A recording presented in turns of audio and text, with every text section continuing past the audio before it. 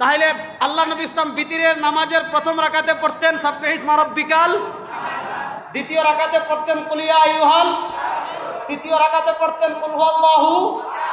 তাহলে বিতিরের নামাজ তো এক রাকাত। হ্যাঁ, সাহাবা ইকরামরা ভেঙ্গে ভেঙ্গে বলতেছেন প্রথম রাকাতে এই সূরা, দ্বিতীয় রাকাতে এই সূরা, তৃতীয় রাকাতে এই সূরা, তাহলে বিতিরের নামাজ এক রাকাত।